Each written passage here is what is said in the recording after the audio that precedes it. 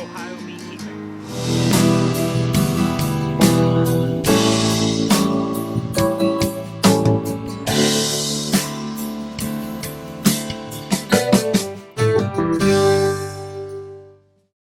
So what we're going to do today is this colony here, I'm going to actually switch it to 10 frame equipment. Okay, we're out at the farm property.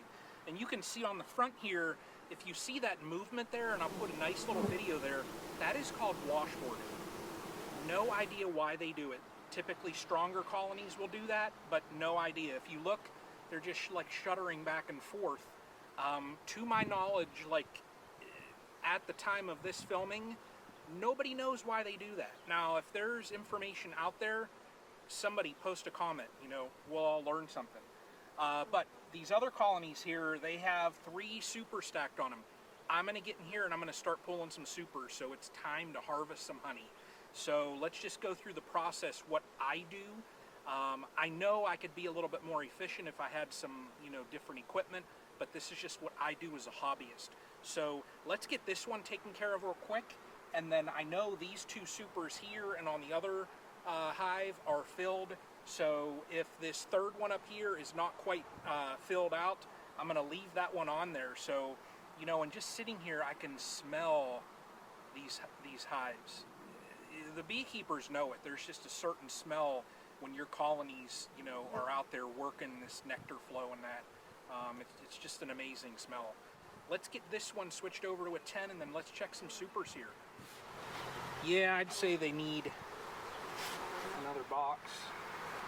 All right, so all I'm going to do here is just transfer it over. This will give this colony definitely some more room.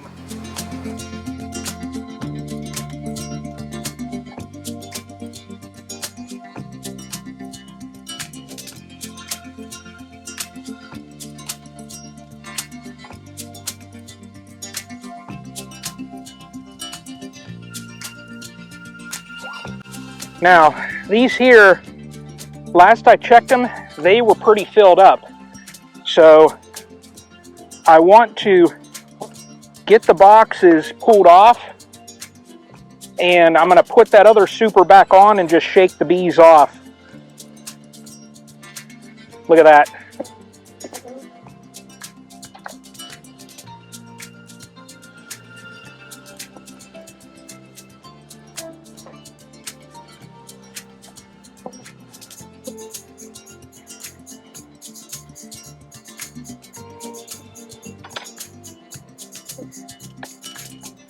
Now, instead of doing this, I could have gotten an escape board or a fume board, but it is what it is. I do have escape boards. Now, if you're wondering, I'm just setting these out. This should be a perfect time for my Hive Butler, but if I'm setting those frames out like that and they're not touching it, that means there's still a flow on. So there's got to be something out there.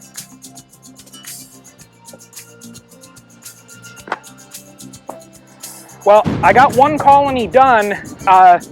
Both supers were completely filled, 16 frames filled. This other one here, I'm stopping.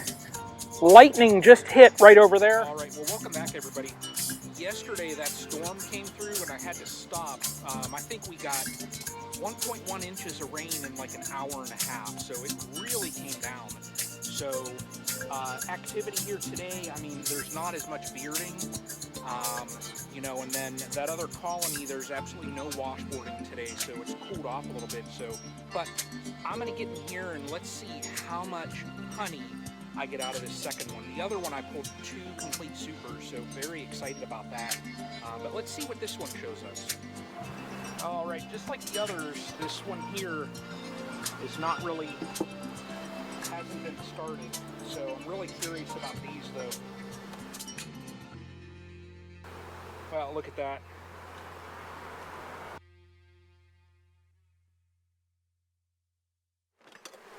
All right, let's get to the main apiary, see how many supers are over there, and then let's harvest some honey.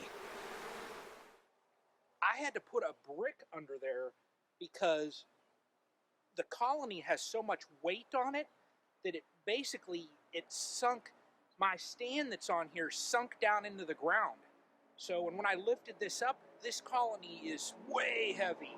So I put that paver there just to hold it up, but I'm gonna have to get paver bricks like I did with those other ones and get them under this colony here. I mean, there's so much weight on this. Unreal. Let's see how much honey is in this colony. And let's see what we have. Oh yeah. Look at that outer frame. You know, and I tell you what, that Hive Butler right there, Tracy, thank you for the talk. But I'm telling you what, guys, if this is not perfection, look at this frame. Oh my Lord.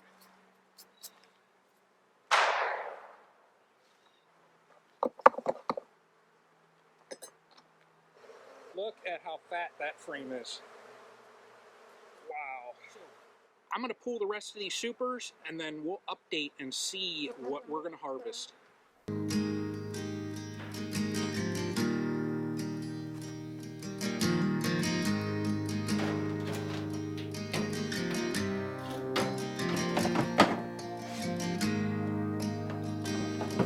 I have my uncapping tank here. And pretty much what's nice about this is you can take a frame, set it on the rest, and I actually have this tool here, and then I also have one of the forks that I use, and I'll prep frames and just leave them here ready, and then once the extractor is done, then you just pull those empty frames out, put them in a box, and you can just load it up. So it's kind of just like once you get going, it's just a continuous system. It does take a little while. I think I have 118 frames that I have to process out. So if there's, what, 4 pounds a frame, you're at 400 and, I don't know, what, 450 plus in there. So I did use my refractometer and test it twice. The first box that I spun out tested around 18, and then this second batch was a little bit more thick, I noticed, and I tested that, and Jesse, what was it at? Jesse's here. He didn't want to be on camera. I was high. So well, it was at what, 16 and a half? Yeah, 16. So 16 and a half. I think the longest part is just waiting for this just to filter through. Now, the filter that I have down there, it's basically just pulling out wax and any bug parts. I do not heat it. I don't do anything else because I don't want to destroy the beneficial properties of the honey. So, but, you know, overall, I think this setup here that I have works pretty good now. Now, I think the only thing that I have to add in is a heated bottling tank, and I'm probably going to get one of those this year after I do some farmers markets and get some honey cash.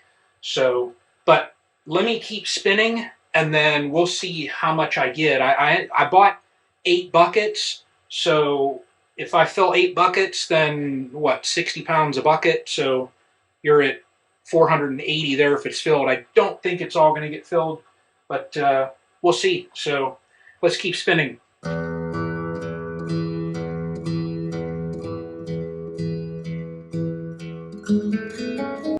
All right, so I am down to, I think I have 7 more frames left to do, and you see it's still running.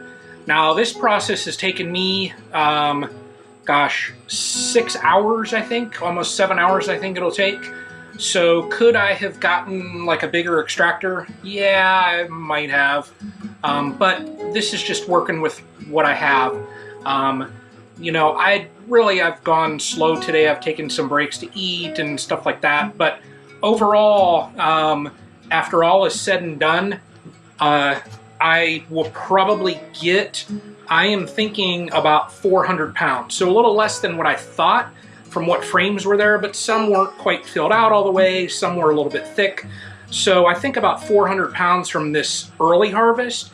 Now there's still a fall harvest to go. So, you know, will I break 500? I might. We'll see how the fall goes. So But that's it. You know, that's my setup. This uncapping tank here really helps out. The Hive Butler tote down there really helped out. Extractor, you know, I needed a bigger extractor, so you know, I got this area here with a nice bench and that stuff that I work in. I'm probably going to change this setup in here a little bit, but that's a hobbyist beekeeper right here harvesting honey. So it's all I am, is a hobbyist, and this is just how I do it. I know I could probably change some things and be a little bit more efficient, but this is me. So, but I appreciate everybody watching. You know, if you can, hit that like and the thumbs up and all that stuff, and if you want to follow along, subscribe and do all that kind of stuff. And that's it. So, but gonna wrap it up.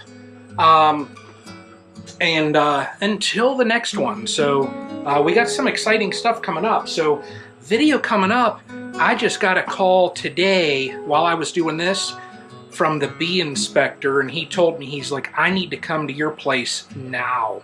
So I don't know what all that's about.